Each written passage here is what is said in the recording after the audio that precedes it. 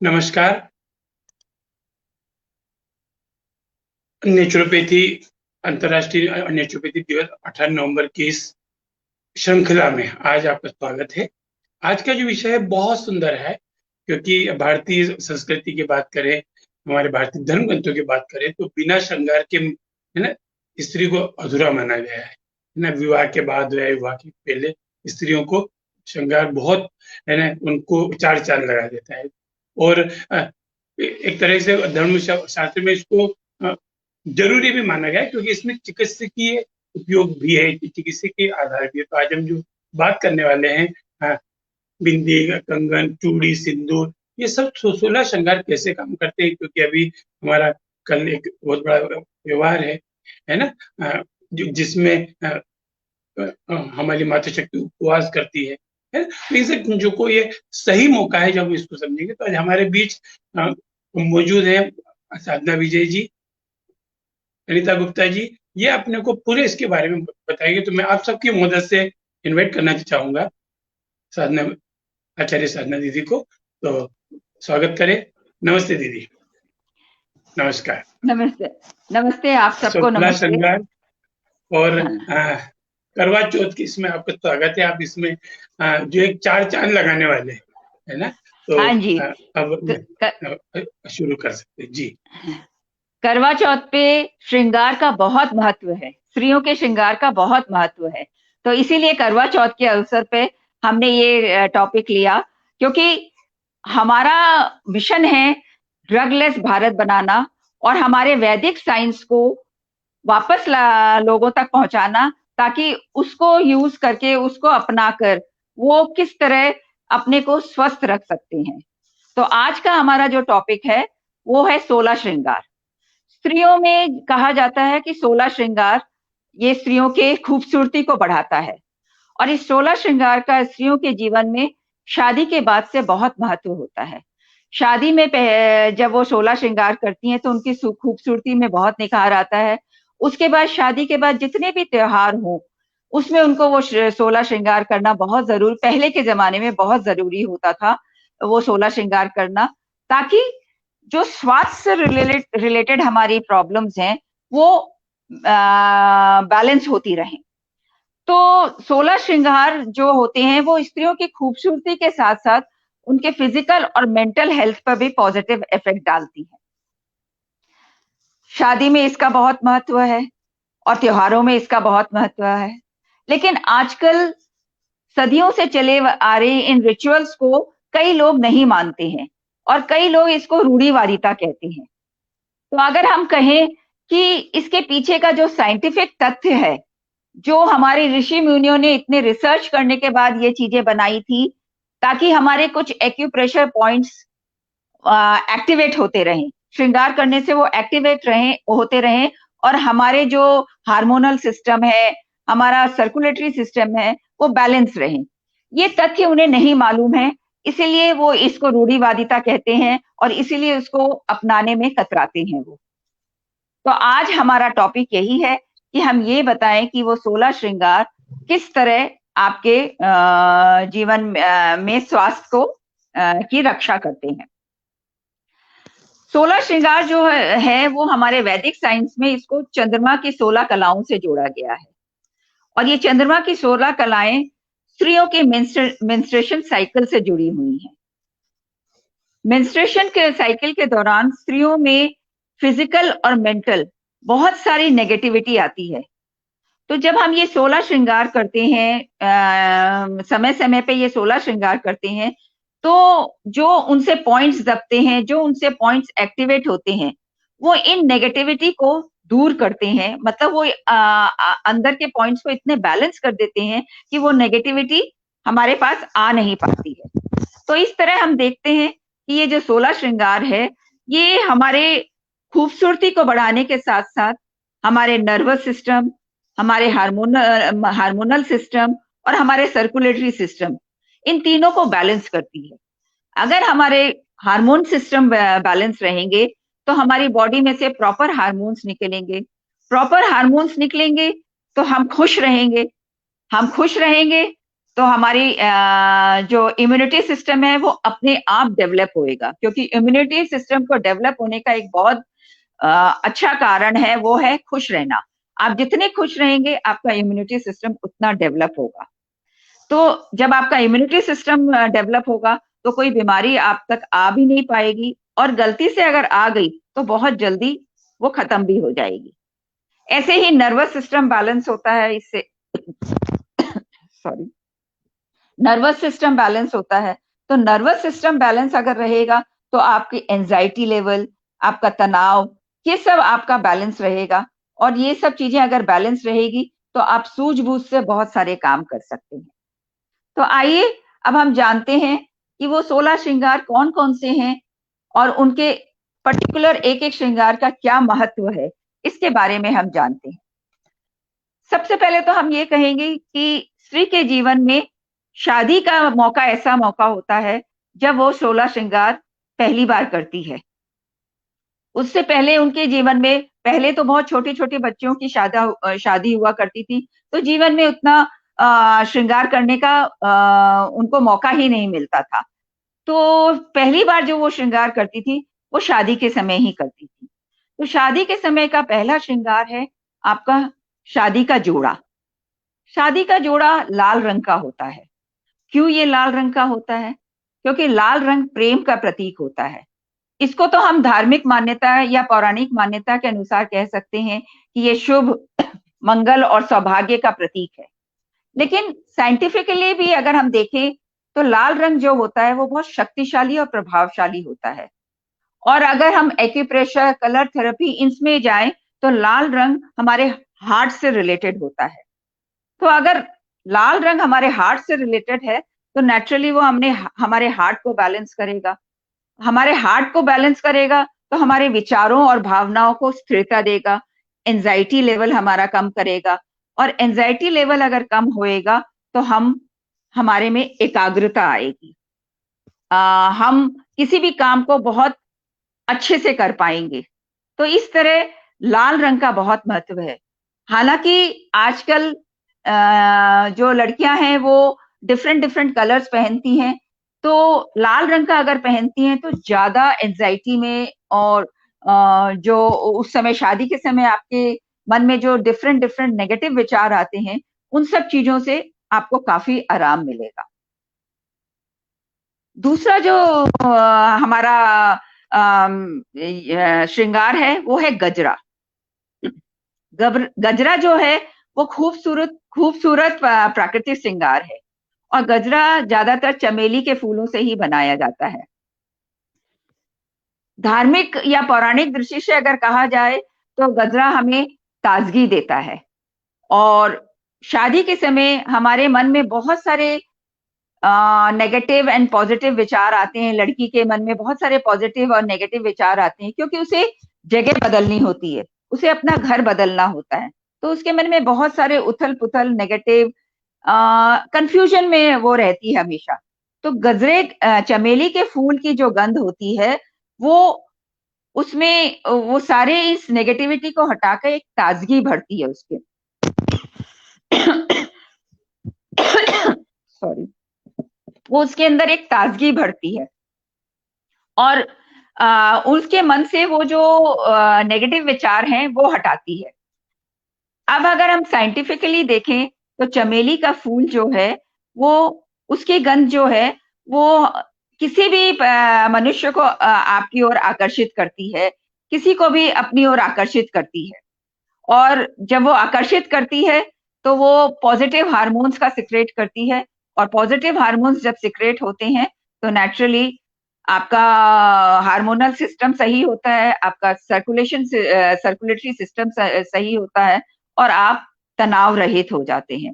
तो चमेली के जो फूल की जो गंध है वो आपको तनाव से मुक्त करती है। तीसरा जो हमारा श्रृंगार है वो है बिंदी। माथे के बीच में कुमकुम लगाना, और कुमकुम से एक गोल चक्र लगाना, गोल बिंदी लगाना, ये हमारा पुराना नियम है, हमारे पुराने रिचुअल हैं। और माथे के बीच में हम इसको कह सकते हैं कि हमारा त्रिनेत्र है, कि दोनों आंखें जो हैं वो है चंद्रमा और सूर्य, जो हमारे वर्तमान और भूतकाल को बताती है। और ये जो त्रिनेत्र है, ये हमारे भविष्य की ओर इशारा करते हैं और भविष्य के संकेतों की ओर इशारा करते हैं। ये तो हुआ हमारा पौराणिक तथ्य। और वैज्ञानिक तथ्य जो है कि दोनों भावों के बीच में हमारा आज्ञा चक्र होता है। आज्ञा चक्र जो होता है वो हमारी आध्यात्मिक ऊर्जा को बनाए रखता है। और आज्ञा चक्र के साथ साथ यहाँ पे पिट्यूटरी ग्लैंड का भी आपका पॉइंट होता है। तो पिट्यूटरी ग्लैंड जो होता है वो सारे ग्लैंड्स को कमांड करता है। तो आपका पिट्यूटरी ग्लैंड अगर सही रहेगा तो आपके सारे ग्लैंड्स बैलेंस रहेंगे। और आपके जब ग्लैंड्स बैलेंस रहेंगे तो आप मेंटली एकदम बैलेंस रहेंगे और ऊर्जावान रहेंगे और आप में एकाग्रता आएगी। क्योंकि जब हमारे हार्मोन सही सिक्रेट होते हैं तो हमारा सर्कुलेटरी सिस्टम भी सही होता है और हमारे अंदर एक खुशी आती है। उस खुशी से हम ऊर्जावान बनते हैं और हमारे अंदर एकाग्रता आती है। चौथा जो हमारा श्रृंगार है वो है हमारा सिंदूर। तो सिंदूर जो है वो सौभाग्य का प्रतीक होता है। दूल्हा शादी के टाइम में दुल्हन की मांग में ये सिंदूर भरता है। धार्मिक उससे पौराणिक मान्यता के अनुसार अगर देखा जाए तो ये पत्नी अपने पति की दीर्घायु और उसके स्वास्थ्य के लिए ये सिंदूर लगाती है। लेकिन अगर वैज्ञानिक दृष्टिकोण से देखा जाए तो सिंदूर जो बनता है, जो एक्चुअल सिंदूर बनता है वो हल्दी, पारा और लाइन से बनता है। तो हल्दी जो होता है, जहां हम सिंदूर लगाते हैं वहां पे हमारा सहस्त्रधार चक्र होता है। और हल्दी जो होती है वो एक बहुत अच्छा जिसको कहते हैं कि कीटाणुनाशक है, बहुत अच्छी कीटाणुनाशक है। तो हमारा सहस्त्रधार चक्र को वो बाहरी किसी भी इन्फेक्शन से वो बचाता है। और पारा जो होता है वो चाहे पारा बहुत कम मात्रा में होता है लेकिन वो हमारे झुर्रियों की प्रकृति को जो प्रोसेस को है वो कम करता है, पारा जो है। तो हमारे बॉडी में जो क्या बोलते हैं झुर्रियां हैं वो देर से पड़ती हैं। और ये दोनों मिला के लाइन, पारा, ये मिला के हमारे शरीर के तापमान को नियंत्रित करते हैं, शरीर को ठंडक देते हैं, जिससे हमारा बीपी नियंत्रित होता है। और बीपी नियंत्रित होता है तो हम शांत होते हैं, हमारा मन शांत रहता है। और मन शांत रहेगा तो नेचुरली हमारी इम्यूनिटी सिस्टम बहुत अच्छा होगा और हम सूझबूझ से बहुत कुछ कर पाएंगे। पांचवा है हमारा काजल। काजल जो है वो काले रंग का होता है। काली स्याही से अगर हम आंखों में काजल निकालते हैं तो काजल लगाते हैं तो हमारी आंखें बड़ी बड़ी लगती हैं और आंखों की सुंदरता निखरती है। और बड़ी बड़ी आंखें जो होती हैं वो आपके हृदय के कोमलता और प्यार को दर्शाती है। ये तो हुआ हमारा पौराणिक मान्यता। वैज्ञानिक मान्यता अगर हम दें तो काला रंग हमें ठंडक प्रदान करता है, तो हमारी आंखों को ठंडक देता है। तो आंखों में अगर रेड स्पॉट्स हों तो भी काजल से फायदा होता है। और काजल से नुकसानदेह सूर्य की किरणों से, काजल जो है नुकसानदेह सूर्य की किरणों से और धूल मिट्टी से हमारी आंखों को बचाता है। तो इस तरह आपने ये वैज्ञानिक कारण जाना काजल का। छठा जो होता है हमारा वो होता है मेहंदी। मेहंदी हमारे श्रृंगार में बहुत महत्वपूर्ण स्थान रखती है। धार्मिक मान्यता के अनुसार या पौराणिक मान्यता के अनुसार जितने गहरे रंग की हमारी मेहंदी होगी उतना ही गहरा प्रेम पति पत्नी के बीच में होगा। वैज्ञानिक दृष्टिकोण से अगर हम देखें तो मेहंदी हमारी बॉडी में ठंडक प्रदान करती है, रक्त संचार को ठीक करती है और हमारे हार्मोन्स को नियंत्रित करती है। हमारे हार्मोन्स जब नियंत्रित होते हैं तो हमारी बॉडी, हमारे मन से तनाव दूर होता है। तो इस तरह मेहंदी लगाने से हमारे मन से तनाव दूर होता है और हम ऊर्जावान बनते हैं। ऊर्जावान बनकर हम जो होता है, हम इम्यूनिटी सिस्टम हमारा स्ट्रांग होता है। सातवां है चूड़ियां। चूड़ियों का श्रृंगार में बहुत महत्व होता है। चूड़ियां कांच की, लाख की, सोने की, चांदी की, डिफरेंट तरह की होती है। आजकल तो लोग बाग आर्टिफिशियल डिफरेंट डिफरेंट मेटल्स के भी बनाते हैं। यहाँ पे मैं कहना चाहूंगी कि सोने और चांदी की चूड़ियां पहनने से आपके अंदर वो सोने का और चांदी का, इन दोनों जो मेटल होते हैं, इनके भी गुण आते हैं। और सोना और चांदी, ये साइंटिफिकली प्रूफ है कि हमारे शरीर को बल और ओज देता है। हालांकि धार्मिक मान्यता के अनुसार इसको संपन्नता से जोड़ा जाता है, पति पत्नी के भाग्य से जोड़ा जाता है, और पति की लंबी उम्र से जोड़ा जाता है।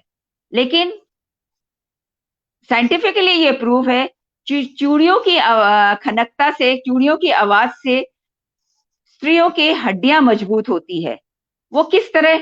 क्योंकि जो हम सोने और चांदी की चूड़ियां पहनते हैं, जो हम लाख की चूड़ियां पहनते हैं, तो उससे रगड़, बॉडी से रगड़ खाकर वो सोने और चांदी के भी कुछ गुण और लाख के भी गुण हमारे बॉडी के अंदर जाते हैं, और ये हमारी बॉडी को ऊर्जावान बनाते हैं। हमारी बॉडी ऊर्जावान तभी रहेगी जब हमारी हड्डियां मजबूत रहेंगी। तो इस तरह ये हमारी चूड़ियां जो होती हैं, वो हमारी हड्डियों को मजबूत बनाती हैं। आठवां जो मैं श्रृंगार बताती हूँ, वो है मंगलसूत्र। मंगलसूत्र जो है, वो पति पत्नी को एक सूत्र से बांधता है। पति पत्नी शादी के बाद पत्नी को मंगलसूत्र पहनना बहुत जरूरी होता है। वो उसके सौभाग्य का प्रतीक होता है। धार्मिक मान्यता के अनुसार सकारात्मक मंगलसूत्र से सकारात्मक ऊर्जा अट्रैक्ट होती है, और वो फिर हमारे पूरे मन और उसमें सकारात्मकता पैदा करती है। अगर हम वैज्ञानिक दृष्टिकोण से इसे देखें, तो मंगलसूत्र जो होता है, वो काले मोतियों और सोने से बना हुआ होता है। और सोना जो होता है, वो हमारे बॉडी में बल और ऊर्जा देता है, जैसा कि मैंने आपको पहले बताया। तो इस तरह हमारे मंगलसूत्र पहनने से हमारी बॉडी में बल और ऊर्जा मिलती है, जिससे कि हम ऊर्जावान होते हैं। और अगर ये मंगलसूत्र हमारे हृदय के करीब तक इतना लंबा हो कि वो हमारे हृदय के करीब तक पहुंचे, तो हमारी इम्यूनिटी भी मजबूत होती है।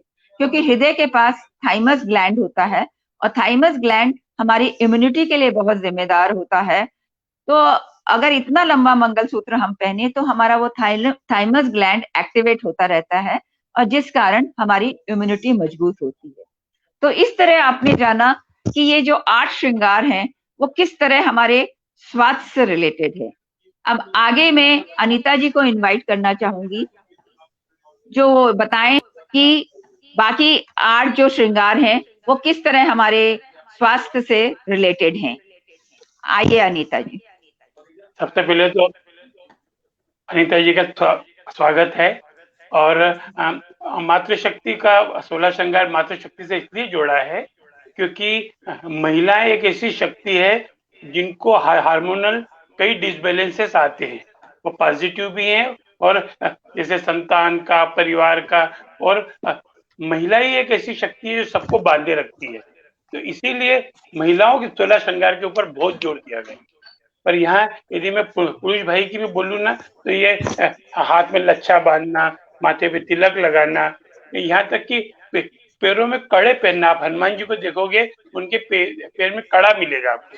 तो ये 16 श्रृंगार तो महिलाओं की हार्मोनल डिसबैलेंस को बनाने के लिए है, और पुरुषों की एनर्जी के लिए भी ये बहुत बड़ा काम करते हैं। तो हमको इसको समझना है। और अनिता जी हमारे बीच है ही मौजूद, और ये भी 16 श्रृंगार के बाकी श्रृंगार को बताएंगी। पर इसमें हर मेटल का अपना काम है।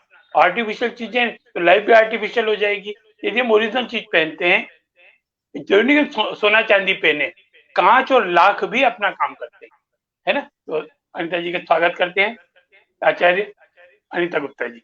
जी धन्यवाद अजय जी, धन्यवाद साधना जी। आप दोनों ने बहुत अच्छे तरीके से बताया कि जो श्रृंगार है उनका क्या महत्व है।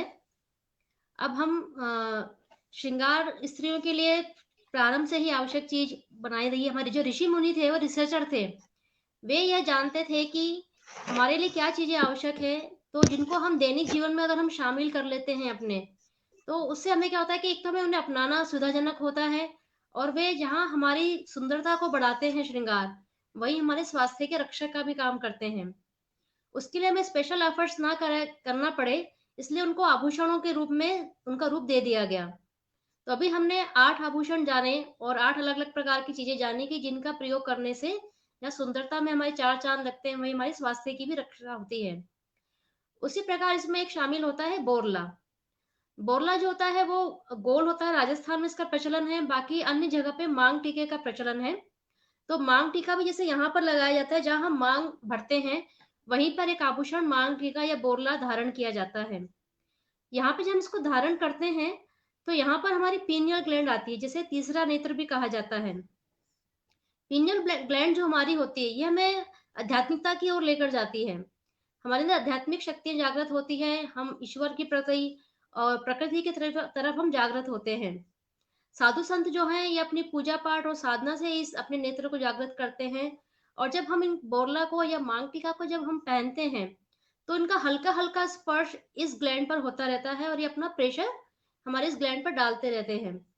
तो अभी प्रतिदिन के जीवन में हमारे लिए बोरला या मांग टीका पहनना संभव नहीं है, लेकिन अगर हम जैसे करवा चौथ है, दिवाली है, या हमारे अन्य बहुत सारे त्योहार हैं, इन पर अगर हम कुछ समय के लिए इन्हें पहनते हैं, तो हमें उस समय उनकी शक्ति और ऊर्जा हमें प्राप्त होती है। यहाँ मैं एक विषय पर और चर्चा करना चाहूंगी कि पत्नी को धर्म पत्नी का दर्जा दिया गया है। इसके पीछे यह साइंस है कि जो स्त्रियां होती है, वह स्वभाव से ही कोमल, नाजुक और धार्मिक प्रवृत्ति की तरफ होती है। तो आपने अक्सर सुना होगा कि जब जैसे लड़के बड़े हो जाते हैं और माता पिता का कहना नहीं मानते, तो यही कहा जाता है कि इनकी शादी कर दी जाए, ताकि इनकी पत्नी इनकी नाक में नकेल कसे। इसका मतलब ये होता है कि जो पत्नियां हैं या स्त्री हम कहें, तो स्त्री के अंदर जो गुण होते हैं वो धर्म की तरफ ज्यादा होते हैं।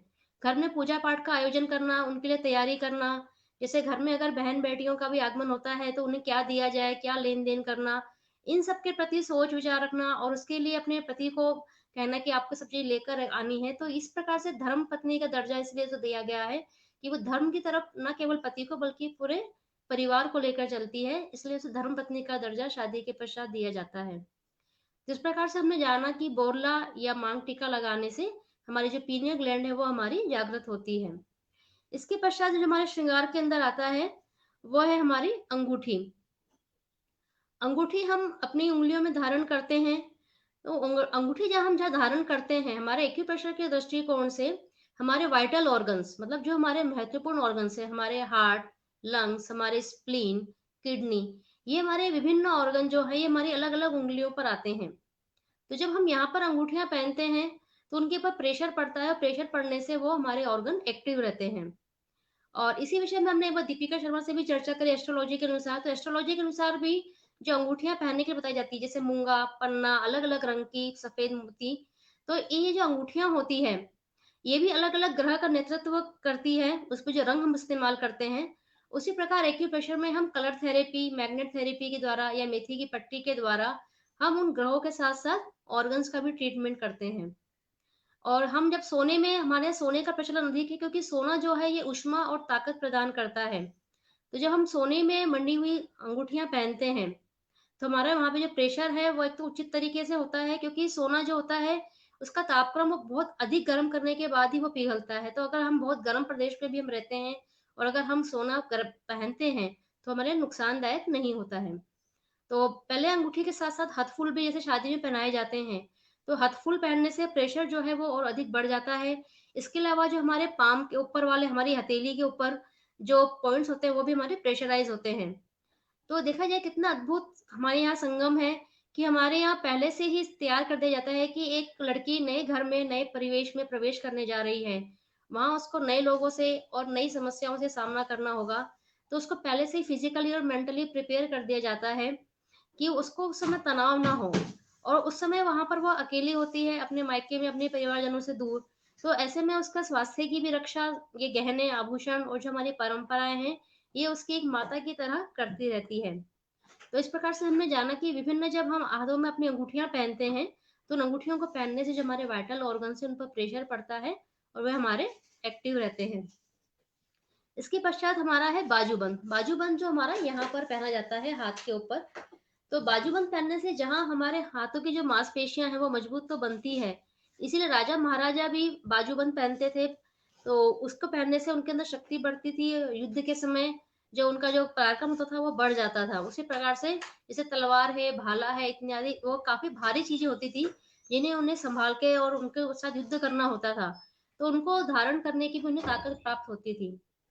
उसी प्रकार से एक्यूप्रेशर के अंतर्गत यहाँ पर जब हम ट्रीटमेंट देते हैं, जो बाजूबंद का जो हिस्सा आता है हमारा, यहाँ पे हमारे एक लंग्स का एक बहुत ही महत्वपूर्ण बिंदु होता है।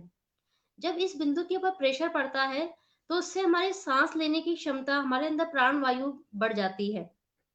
तो अगर आपको बताते हैं कि अगर आप बाजूबंद नहीं भी पहनते तो अगर हम अपने हाथ को सीधा करें और अपने अगर हम नाक को टच करते हैं तो जहां हमारी नाक आती है, यह वो बिंदु होता है जो हमारे अंदर प्राण ऊर्जा को बढ़ाता है।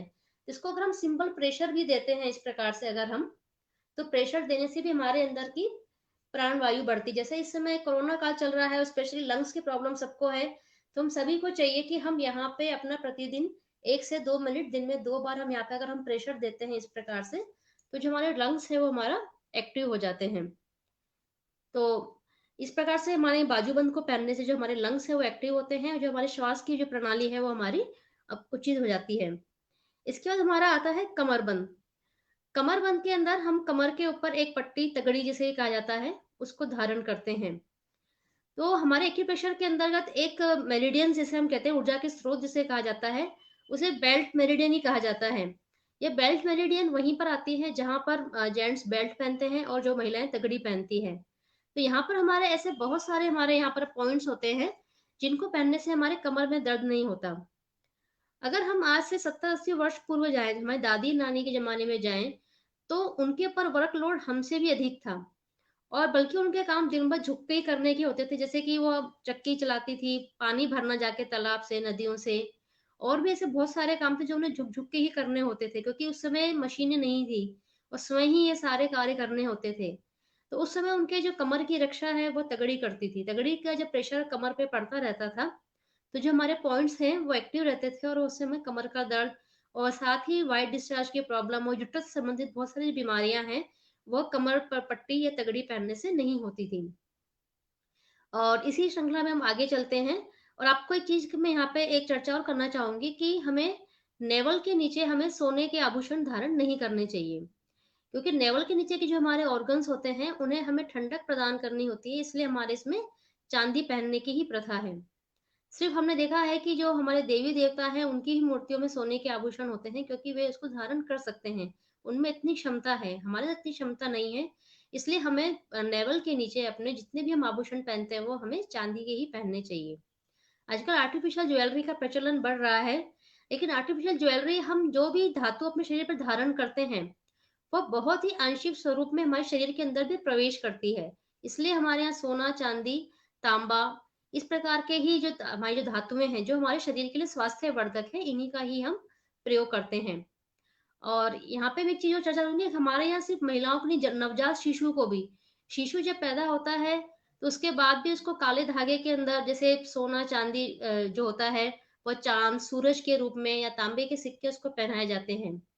तो उसके पीछे पहनने के पीछे भी साइंस है, क्योंकि जब हम काला धागा गले में पहनते हैं, जैसे मंगलसूत्र का भी साधा जी ने जिक्र करा कि इसमें भी काले रंग के मोती होते हैं, तो जो काला रंग जो होता है ये हमारी एनर्जी को बढ़ाता है, साथ ही इन्फेक्शन से ही बचाता है। तो छोटे बच्चे को इन्फेक्शन से बचाने के लिए, और सभी लोग उसको हाथ में लेते हैं, कभी किसी को कोई बीमारी भी हो सकती है, तो शिशु को प्रभावित ना करे तो उसको काले धागे में उसको सोना चांदी अलग अलग रूप में जैसे जिसका प्रचलन है और तांबे का सिक्के इत्यादि पहनाए जाते हैं, उसी प्रकार से उसके हाथ में और पैरों में भी काला धागा बांधा जाता है, क्योंकि बच्चा छोटा होता है और दिन प्रतिदिन वो बढ़ता है, तो धागा रोज महीने में 15 दिन में बदला जाता है साइज के अनुसार। तो इस प्रकार जो हमारी प्रथाएं हैं वो शुरू से ही हमारी रक्षा करने के लिए बनाई गई है, ताकि उसका हम प्रयोग करें और अपने जीवन को हम स्वस्थ रख सकें। तो अभी हम चर्चा कर रहे थे कमरबंद की, अब इसके बाद हम चर्चा करते हैं पजेब के ऊपर। तो पजेब जो है ये हम पैरों में, एंकल में पहनते हैं। पैरों में जब हम पजेब पहनते हैं तो वो अच्छी वजनदार होनी चाहिए, पहले आधा किलो, पौना किलो, और स्त्री की वजन के और उसके शरीर की रचना के अनुसार जो पजेब डिसाइड होती थी कि उसको कितनी वजन की पजेब चढ़ाई जाएगी, क्योंकि जब तक कोई प्रेशर नहीं पड़ेगा तो उसका फायदा हमें प्राप्त नहीं होगा। उसी प्रकार राजस्थान में और अन्य इलाकों में बड़े बड़े कड़े पहनने का रिवाज अभी भी है। अभी भी हम वहां जाते हैं गुजरात इत्यादि में, तो बड़े बड़े चांदी के कड़े पहने जाते हैं एक साथ, 6 6 7 7। तो हमारे जितने भी जो ऑर्गन्स जहाँ पे हमारा मूवमेंट ज्यादा होता है, जो हमारे जॉइंट्स होते हैं, जैसे भी साधन ने चूड़ी का उल्लेख करा था, चूड़ी हमारे हम इस जॉइंट्स पर पहनते हैं, तो इस जॉइंट्स में सबसे ज्यादा मूवमेंट होता है। यहाँ पे हम सबसे ज्यादा कार्य हाथों के द्वारा हम करते हैं, तो जहाँ मूवमेंट ज्यादा होता है वहां पे हमारा एनर्जी का फ्लो भी सबसे अधिक होता है। इसलिए हमारे यहाँ चूड़ियां यहीं पर धारण करी जाती है, चूड़ियां जो या हाथ के जो कड़े होते हैं। उसी प्रकार पंजेब जो होते हैं वो हमारे एंकल जॉइंट पर हम पहनते हैं। तो हमारे पैरों में भी मूवमेंट या सबसे ज्यादा जो होता है भाग वो हमारे एंकल का होता है। तो वहां पे जब हम चांदी ग्रहण करते हैं, धारण करते हैं, तो वहां पे भी हमारे रिप्रोडक्टिव ऑर्गन्स होते हैं, वो वहां पे पहनने से एक्टिवेट होते रहते हैं। तो जो हमारे रिप्रोडक्टिव संबंधित जो हमारी बीमारियां होती है उनको पहनने से मैनेज होती है, और अगर होती भी है तो वो हमारी बहुत जल्दी ठीक हो जाती है। उसी प्रकार हमारा एक गहना और है, हमारा बिछुआ, जो हम उंगलियों में पहनते हैं, टो में।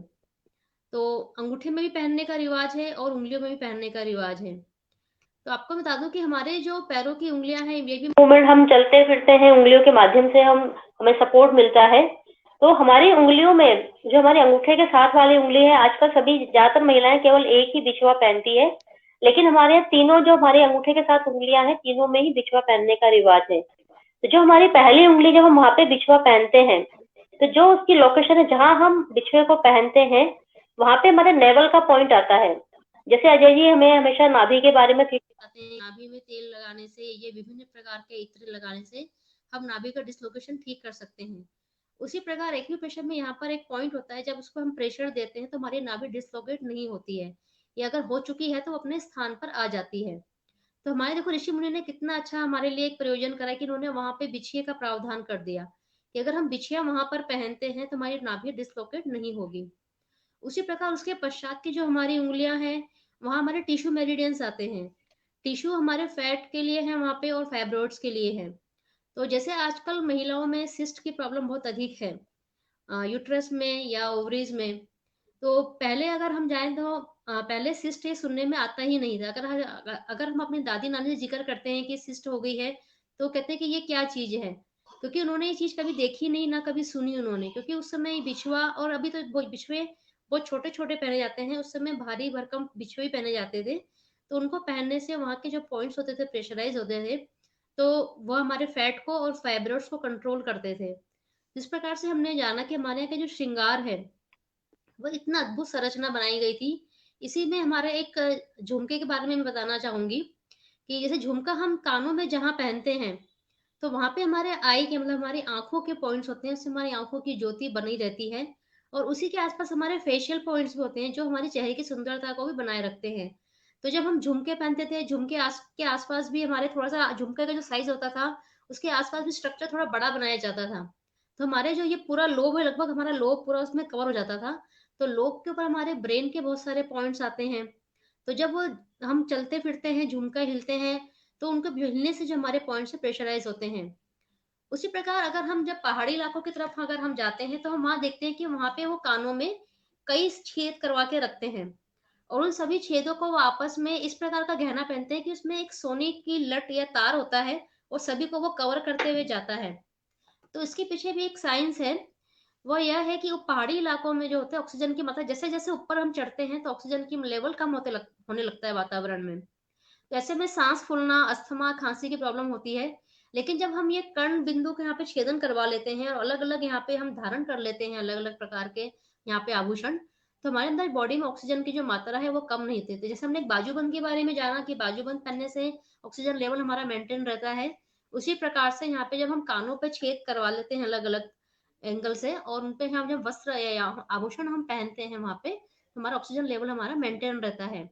और साथ ही यहाँ पे हम सोना पहनते हैं, तो जो ठंडे इलाके होते हैं वहां पर ठंड अधिक होने से जब हम सोना धारण करते हैं, तो हमें गर्मी उष्णता भी हमें प्राप्त होती है। तो इस प्रकार से हमने जाना कि जो हमारे 16 श्रृंगार है, जो ऋषि मुनियों की रिसर्च थी बहुत बड़ी, उन्होंने उसको हमारे इस प्रकार से चेंजेस लेकर आए कि इसको हम दैनिक जीवन में अपना लें और इसको हम पहने, तो हम बहुत सारे रोगों से अपने आप को निजात पा सकते हैं। तो इसकी इसी श्रृंखला में हम अजय जी के भी विचार जानना चाहेंगे कि वे इस बारे में अपने क्या विचार रखते हैं।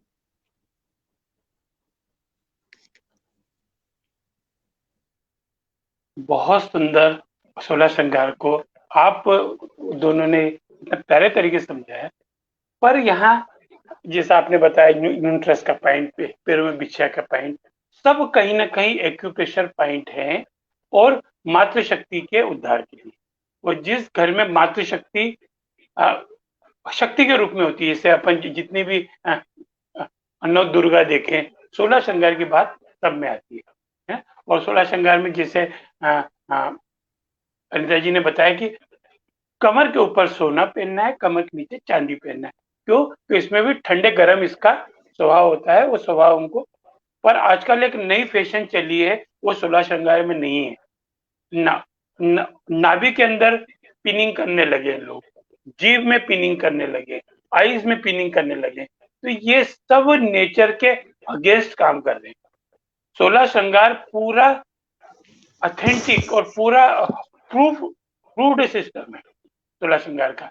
और जब एक लड़की अपने पियर से अपने ससुराल जाती है, उस समय जो उसका एनर्जी लेवल होता है वो इतना अच्छा होता है, मैं नहीं बोलूंगा हाई होता है, इतना सुंदर होता है कि उसकी लाइफ बहुत अच्छे से निकलती है।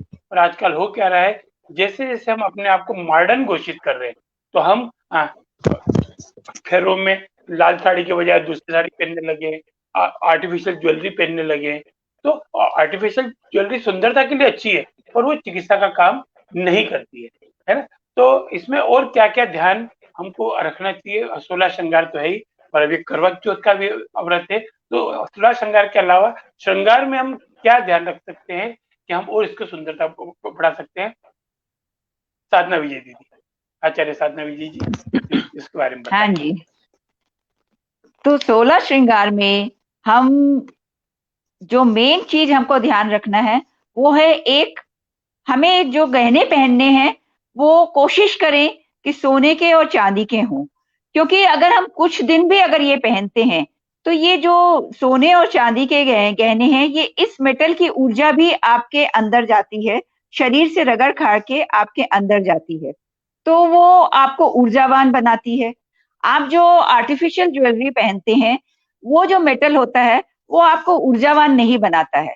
तो अगर आप वो भारी भरकम आर्टिफिशियल ज्वेलरी पहनते हैं तो आपको ऊर्जा का वो स्रोत मिल ही नहीं पाता है, और आप कहते हैं कि इससे कोई फर्क ही नहीं पड़ रहा है, इससे कोई यही नहीं फायदा ही नहीं हो रहा है। इस तरह हमारी जो पौराणिक मान्यताएं हैं वो उनको मानना बंद कर देते हैं। तो सबसे पहले तो हमें ध्यान रखना है कि हमें ऑथेंटिक जो मेटल है वही पहनना है, उसी से हमारे को वो ऊर्जा मिलेगी। ये एक बहुत बड़ा हमारा ख्याल रखने वाली चीज है।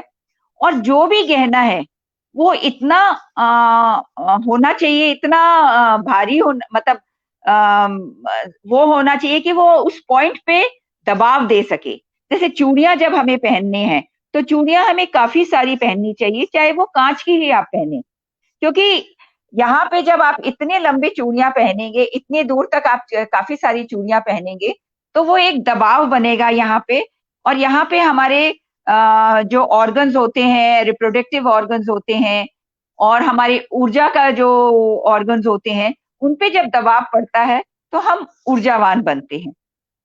ऐसे ही जैसे मंगलसूत्र, मंगलसूत्र भी जो है वो इतना लंबा होना चाहिए कि वो हमारे हृदय के करीब तक पहुंचे, क्योंकि वहीं पे हमारा थाइमस ग्लैंड होता है, और वो थाइमस ग्लैंड जब एक्टिव होता है तब हमारी इम्यूनिटी बढ़ती है। जब हमारी इम्यूनिटी बढ़ेगी तो नेचुरली हम कोई भी बीमारी जो है वो हमारे करीब भी नहीं आएगी, और इम्यूनिटी स्ट्रांग होने के कारण जो बीमारी अगर आ भी गई तो वो बहुत जल्दी निकल जाएगी। तो ये छोटी छोटी सी चीजें हैं जो आपको ध्यान रखना है श्रृंगार करने में। कलर का आपको ध्यान रखना है, लाल, गुलाबी, पीला, ये रंग जो होते हैं ये स्ट्रॉन्ग कलर होते हैं, और ये स्थायित्व को, जैसे पीला है वो स्थायित्व को दर्शाता है, वो आपकी उसमें स्थायित्व लाता है। तो यहाँ मैं एक चीज और कहना चाहूंगी कि आजकल जैसे लोग पैरों में डिफरेंट डिफरेंट कलर के ऑर्नामेंट्स पहनने लगते हैं, तो कोशिश करें कि पैरों में पीले रंग के ऑर्नामेंट ना पहने, क्योंकि पीला रंग जो होता है वो जड़ता का, स्थायित्वता का प्रतीक होता है। और हमारे पैर का काम है चलना। तो अगर आप पीला रंग पहनते हैं तो हो सकता है आपके पैरों, ज्यादा पहनते हैं, एक दो बार पहनने से आपको ये नहीं फर्क होगा, लेकिन अगर आप पीला रंग बहुत ज्यादा पहनते हैं अपने पैरों में तो हो सकता है आपके पैरों में दर्द भी होने लगे।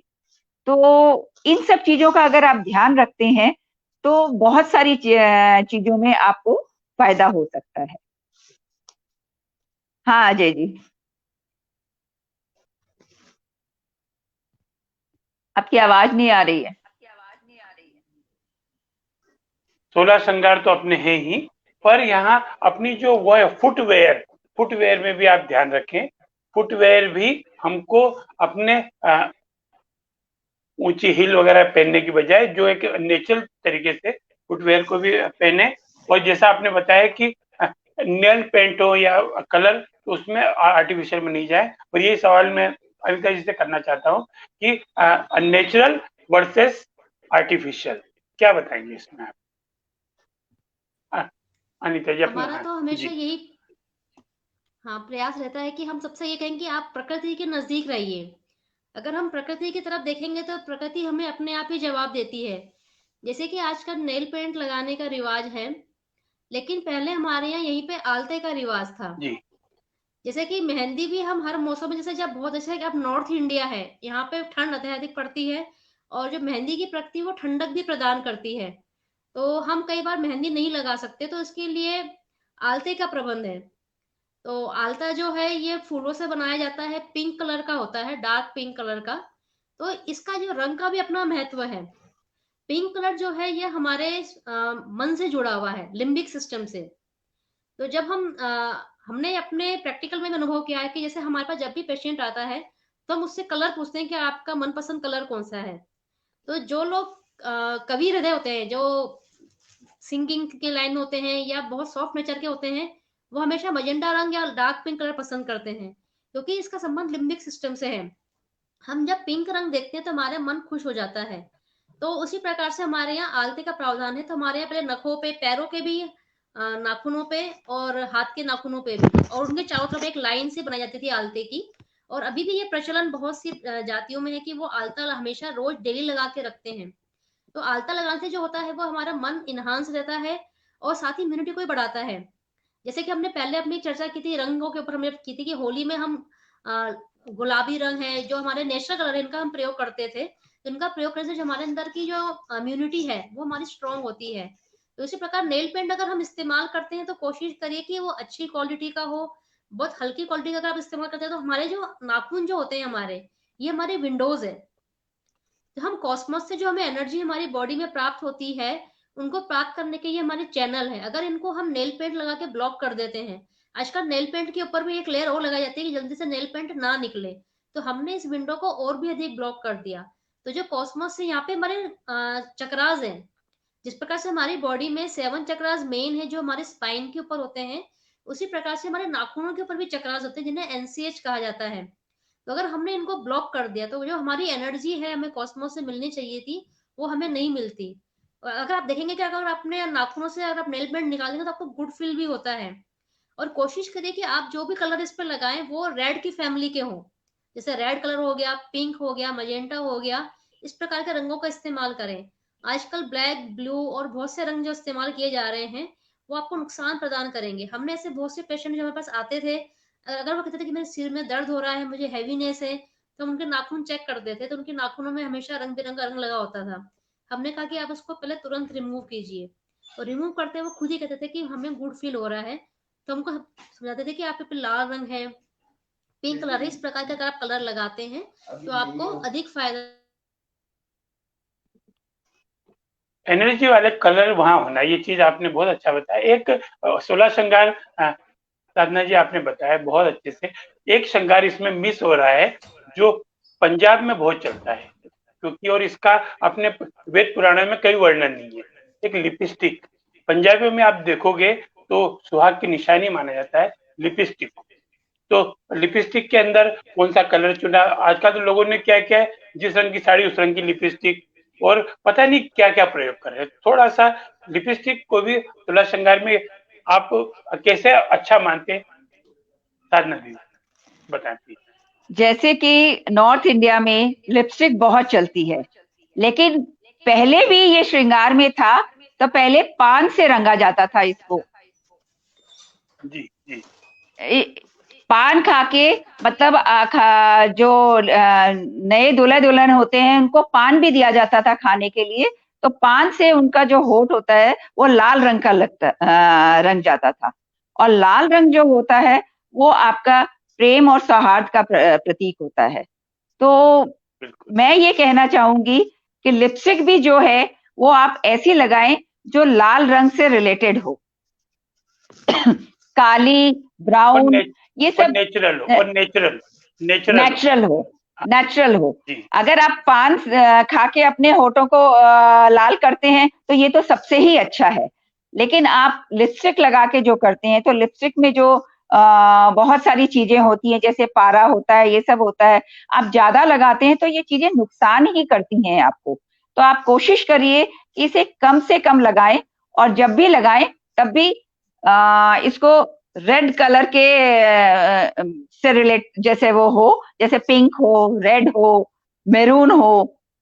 इसी श्रृंखला में मैं बोलना चाहूंगी कि बिंदी भी आप पिंक, मैरून और रेड कलर की ही लगाएं, क्योंकि बिंदी जहां हम लगाते हैं वहां हमारा पिट्यूटरी ग्लैंड होता है, और पिट्यूटरी ग्लैंड जो होता है उसका कलर होता है रेड। रेड कलर लगाने से हमारा पिट्यूटरी ग्लैंड जो होता है वो बैलेंस रहता है, एक्टिव रहता है। अगर आपने ब्लैक कलर लगा लिया तो हमारा पिट्यूटरी ग्लैंड जो होगा वो धीरे धीरे लिथार्जिक हो जाएगा। अब जो मेन ग्लैंड है, ये जो सारे ग्लैंड्स को गवर्न करता है, वो अगर लिथार्जिक हो जाएगा तो आपके सारे ग्लैंड्स लिथार्जिक हो जाएंगे।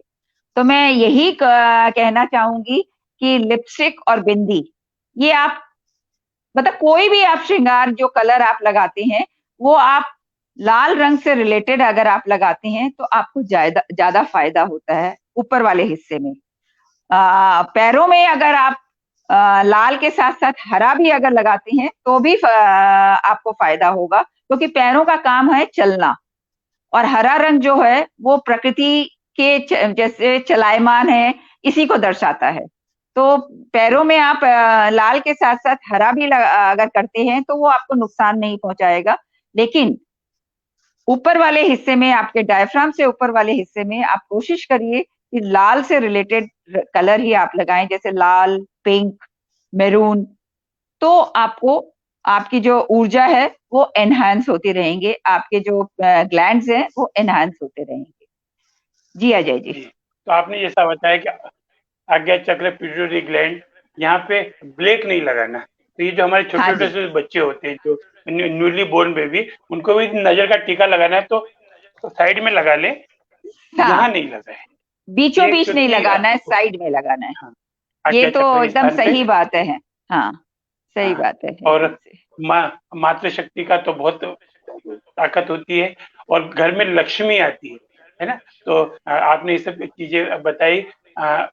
अनीता जी कुछ और इसके बारे में बताना चाह रही हैं, है ना। तो एक तो जी आर्टिफिशियल और नेचुरल जैसा आपने बताया, प्लस एक जो एक आम परंपरा है कि लोग श्रृंगार करने जाते हैं, आज का श्रृंगार खुद नहीं करते, पार्लर चले जाते हैं, और पार्लर वाले डिसाइड करते हैं कि आपको क्या लगाना है, और आपका रूप बदल देते हैं, है ना, आपको बहुत सुंदर कर देते हैं, और फिर उसके बाद आप उसको बिना साफ किए, बिना क्लीन किए आप सोने चले जाते हैं। तो इसमें श्रृंगार की पहले की तैयारी और श्रृंगार के बाद की तैयारी कैसी होना चाहिए, एक नेचुरल तरीके से। जी अजय जी, आपने काफी अच्छा क्वेश्चन पूछा। तो जैसे आपने बताया कि श्रृंगार से पहले की तैयारी, तो श्रृंगार से पहले उपटन भी 16 श्रृंगार में शामिल किया जाता है। तो उपटन का जो काम होता है वो हमारे पोर्स को क्लीन करना और बॉडी को क्लीनिंग के लिए करते हैं। आजकल बॉडी को क्लीन करने के लिए पार्लर में काफी प्रकार के पैकेज वो इस्तेमाल करते हैं, लेकिन अगर हम प्रकृति की तरफ जाएं और अपने पुराने रिवाजों में जाएं तो हमारे यहाँ उपटन का प्रयोग किया जाता है। तो उपटन के अंतर्गत स्किन के अनुसार, जैसे अगर किसी की स्किन ऑयली है तो बेसन का प्रयोग अधिक होता है, और किसी की नॉर्मल स्किन है तो उसमें जौ के आटे का प्रयोग किया जाता है। जौ का जो आटा है वो निर्विवाद है, वो हर एक प्रकार की स्किन के लिए हम प्रयोग करते हैं। हमारे भारत में हिंदू रीति रिवाज में जब जो शादी होती है उस समय भी 3 दिन पहले, जैसे बान जिसे कहा जाता है, उस बांध में भी हमारे यहाँ उपटन किया जाता है, उसमें दूल्हे का भी दुल्हन का दोनों का ही किया जाता है, क्योंकि पहले से ही तैयारी हो जाती है सजाने की। तो उसमें पूरे बल्कि घर की महिलाएं शामिल होती है उपटना लगाने के लिए, और घर में नेशनल उपटन बनाया जाता है। उसके अंदर जौ का आटा, उसके अंदर दही, थोड़ी सी हल्दी, सरसों का तेल और थोड़ा सा इत्र, इन सभी का समावेश किया जाता है। और जो उपटन है वो शरीर पर मला जाता है। तो उपटन को मलने से जो हमारे रोम छिद्र होते हैं वो खुल जाते हैं, और साथ ही एक अच्छी लेयर, क्योंकि इसमें सरसों का तेल और दही इसका भी इस्तेमाल किया है, तो वो स्मूथनेस भी लेकर आते हैं। तो इस प्रकार से अगर हम उपटन का प्रयोग करते हैं तो हमारे अंदर जो रोम छिद्र खुल जाते हैं, और जब हम श्रृंगार करते हैं तो हमें खुद को गुड फील होगा। और उसी प्रकार से श्रृंगार के प्रसाधन, जब हम श्रृंगार को उतारते हैं तो कई बार जल्दबाजी में हमने देखा है कि कई बार महिलाएं जो होती है, जो उन्होंने मेकअप करवाया है उसको लगाकर ही सो जाती है। एक तो वो केमिकल बेस है, अगर आप बाहर से अगर हम करवाते हैं तो हम केमिकल के लेयर लगाकर अगर हम सो जाते हैं तो हमारे पोर्स जो है वो बंद हो जाते हैं, और साथ ही साथ जो हमारे केमिकल है हमारे स्किन को नुकसान भी पहुंचाते हैं। तो इसको उतारने का सबसे अच्छा तरीका होता है कि आप कच्चे दूध का प्रयोग करें। आपको जैसे पता है कि आज आपको मेकअप करके कहीं जाना है, तो आप सुबह अपने घर में जो दूध आता है उसमें से कच्चे दूध की अगर आप 50 ml भी रख लेते हैं फ्रिज के अंदर, तो आपके लिए मात्रा सफिशियंट है। उसको आप कॉटन में इस दूध को लगा के अपने अपने फेस पे घुमाते हैं, तो जो आपका मेकअप आपने लगाया है वो सारा आपका उतर जाएगा, और बल्कि आपको नुकसान नहीं, क्योंकि दूध जो होता है उसमें मॉइस्चर बहुत ज्यादा होता है। तो जो दूध की जो लेयर आप लगाएंगे फेस पे, तो जो अगर केमिकल ने कुछ नुकसान भी अगर आपको पहुंचाया होगा, तो उस नुकसान की क्षतिपूर्ति वो दूध की लेयर कर देती है। और दूध में अपने आप में इतनी, जैसे हमारे यहाँ जो अश्वत्थ दिया था कि दूधो ना हो पूतो फलो, तो उसके पीछे साइंस ही यही था कि अगर हम दूध से नहाते हैं तो नहाने के लिए आपको 8-10 किलो दूध की जरूरत नहीं होती। अगर आप पानी जो आप नहाते हैं उसके अंदर भी अगर हम दूध डाल लेते हैं 50 से 100 ml उसके अंदर, तो जो दूध है मिला हुआ जो पानी होता है वो बहुत स्मूथ हो जाता है। उससे नहाने से हमारे जो टॉक्सिन्स है तो निकलते ही हमारी बॉडी के अंदर स्मूथनेस भी आती है। जैसे कि अभी जो मौसम है ये पतझड़ का मौसम है, और इस समय सभी की स्किन बहुत अधिक ड्राई हो रही है। तो इस समय अगर हम सभी, पुरुष भी महिलाएं भी, अगर अपने नहाने के पानी के अंदर अगर हम पानी दूध डाल लेते हैं थोड़ा सा 50 से 100 ml, तो हमारे ये पूरी बॉडी के लिए सफिशियंट है, क्योंकि जहां जहां वो पानी हमारी बॉडी पे गिरेगा। और इसका एक तरीका और भी है कि जैसे कि आप 200 ml पानी के अंदर 50 ml दूध डाल लीजिए, और उसको हिला लीजिए अच्छे से, और उसको अपने जैसे हम हाथ में से चुल्लू भरते हैं ऐसे भर के हम पूरी बॉडी में इसको हम रब करते हैं। साबुन की जगह अगर हम इस दूध का इस्तेमाल करते हैं, दूध मिले हुए पानी का, तो इससे हमारे जो टॉक्सिन्स है वो निकलेंगे, साथ ही जो हमारे अंदर ड्राइनेस आ गई है धीरे धीरे हमारी वो ड्राइनेस भी कम हो जाएगी। और यहाँ मैं चर्चा करूंगी कि महिलाओं को अक्सर एड़ी फटने की जो समस्या होती है बहुत अधिक होती है, और इस ड्राइनेस के मौसम में वो बहुत अधिक बढ़ जाती है। इसमें भी दूध बहुत अधिक लाभदायक है। इसमें अगर आप छोटे से टब में अगर आप जब नहाने बैठे हैं, उसमें आप पानी के अंदर आप आधा ग्लास दूध डाल दीजिए। उसके अंदर कच्चा दूध हो तो और भी अच्छा, नहीं तो अगर दूध पक चुका है तो आप उसका भी इस्तेमाल कर सकते हैं। तो उस दूध को आप उस पानी में डाल लीजिए जितने आपके जितने फुट जो है डीप हो जाए उसके अंदर, और 5 मिनट आप उसमें डीप करके बैठे रहिए। इसके अंदर फिर आप 5 मिनट के लिए जब इतना आप इसको डीप कर लें, उसके बाद उसमें आप मीठा सोडा डाल लीजिए 1 चम्मच। तो मीठा सोडा डालने से क्या होता है कि मीठा सोडा जैसे काट करता है हर चीज की, तो इन दोनों का जो मिक्सिंग है कच्चा दूध और मीठा सोडा, इससे जो आपके एडियो के अंदर जो मेल फंसा हुआ है बहुत धीरे धीरे वो फूल, जैसे मीठा सोडा किसी चीज को फुलाता है, हम बेकिंग में यूज करते हैं तो फुलाता है, उसी प्रकार से हमारे एड़ियों के अंदर, क्योंकि अगर हमारे एड़ी के अंदर जो मेल भरा हुआ जब तक नहीं निकलेगा, तो आप चाहे उसके ऊपर कितने भी लोशन लगा लीजिए कितनी अच्छी क्वालिटी का, वो एड़ी फटी हुई ठीक नहीं होगी। पहले हमें उसके अंदर का हमें मेल निकालना बहुत जरूरी है। तो जो बेकिंग सोडा है जो अंदर जाएगा एड़ियों के अंदर, तो वो उस मेल को फुला देगा, और जब हम रब करते हैं, तो जब उसके बाद हम जब एड़ियों को रब करेंगे तो हमारा जो वो फुला हुआ मेल है वो निकल के हमारा बाहर आ जाएगा। फिर इसको हम साफ पानी से धो लेंगे। उसके बाद आप सरसों का तेल, नारियल का तेल या देशी गाय का घी अगर आप रब करते हैं, तो जो हमारी फटी हुई एड़ियां धीरे धीरे ठीक होने लग जाएगी। और अगर आप इसका काम, अगर आप ये प्रयोग रात के समय करते हैं, तो आपको नींद भी बहुत अच्छी क्वालिटी की आएगी। क्योंकि आप कितना भी अच्छा मेकअप कर ले, लेकिन अगर आपकी नींद पूरी नहीं है, अगर आपकी नींद डिस्टर्ब है, तो आप चाहे 1 लाख का मेकअप करवा ले, आपके फेस पर वो ग्लो आएगा ही नहीं। तो भरपूर नींद होनी चाहिए। नींद की कहते हैं कि क्वालिटी नींद होनी चाहिए, चाहे आप 4 घंटे सोए, लेकिन वो आपकी नींद भरपूर होनी चाहिए।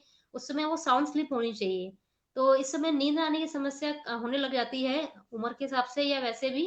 तो ये जो आपके दोनों काम हो गए, आपका श्रृंगार का भी काम हो गया, आपके पैर भी सुंदर हो गए, और साथ में आपको नींद भी अच्छी आएगी।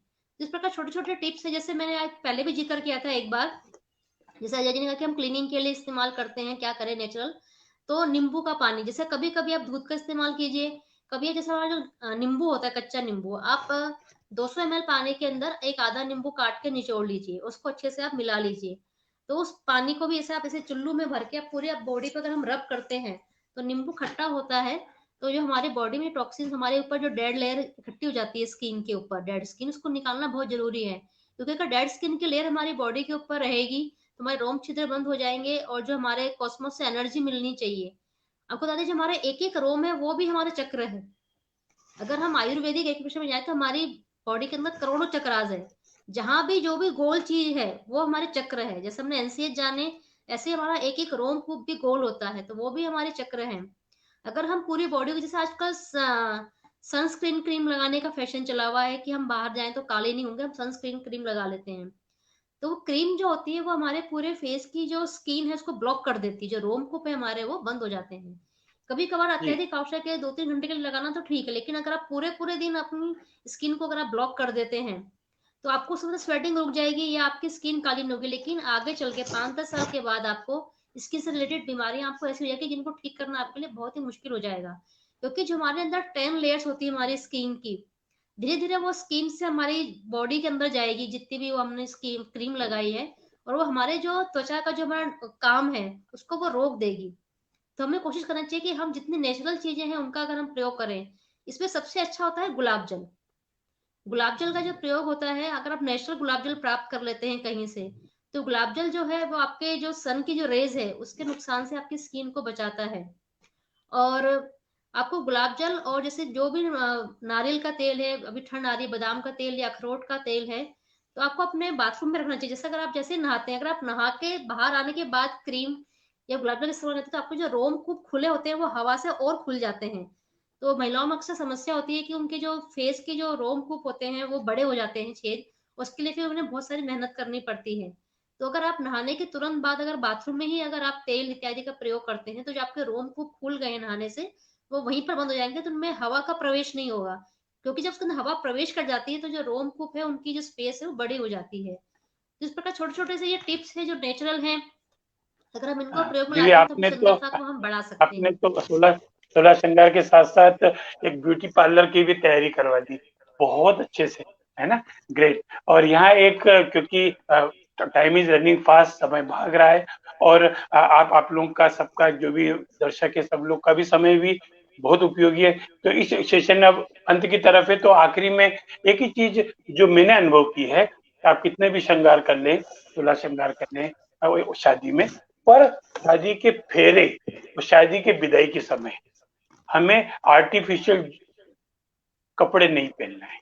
हम क्या होते हैं, हम लोग जो एक फैशन के हिसाब से पहनते हैं, इस समय शादी के फेरे के वस्त्र और विदाई के वस्त्र ये बहुत बहुमूल्य होते हैं।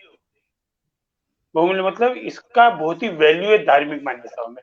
तो हम जितना भी श्रृंगार करते हैं वो सिर्फ स्टेज तक रहे, वरमाला तक रहे, सब कुछ ठीक है, पर विदाई के समय जो भी आपकी धार्मिक परंपरा है उसका पालन करें। फेरे के समय जो आपकी धार्मिक परंपरा है वो हो सकता है दुल्हन को पसंद हो या नहीं हो, पर वो जो उनके जो भी उनके पियर से आता है या घर से, मुझे नहीं पता, सबकी परंपराएं अलग अलग, उनको पाले और सब का सुहाग अमर रहे। और दूधो नाव पूतो फलो, तो दूधो नाव से मतलब है खूब आयो, और पूतो फलो से आपके वर्चस्व रहे। आजकल पूतो फलो का मतलब ये नहीं कि आपके कितनी संतान है, कितने एम्प्लॉय है, कितनों को आपने एम्प्लॉयमेंट दिया है। तो यहाँ मैं सबको परमात्मा की तरफ आशीर्वाद देता हूँ, दूधो नाव पूतो फलो, और अपने 16 श्रृंगार अपनी पत्नी के श्रृंगार में उनको हेल्प करे, नहीं हो तो उनको है ना प्रोत्साहित करें कि ऐसा कर सकते हैं। आप दोनों ने अपना समय दिया, बहुमूल्य समय दिया, इसके लिए आपको धन्यवाद है। और फिर एक बार हम पार्लर के रूप में कैसे क्या क्या ध्यान रखना है इसके ऊपर एक सेशन रखेंगे। आज 16 श्रृंगार और करवा चौथ के ऊपर जो आपने दिया है, इसके लिए आप दोनों का साधुवाद है। आपकी जोड़ी अमर रहे, है ना, क्योंकि मैं आप दोनों को हमेशा साथ देखता हूँ, और ऐसा ही प्यार सब में बना रहे, इसी शुभकामना के साथ आज ही विराम लेते हैं आप दोनों का और सभी साथियों का। और मैं तो रिक्वेस्ट करूंगा, शादी का मौसम आ रहा है, ज्यादा से ज्यादा लोगों को इस सेशन को पे लाएं। धन्यवाद।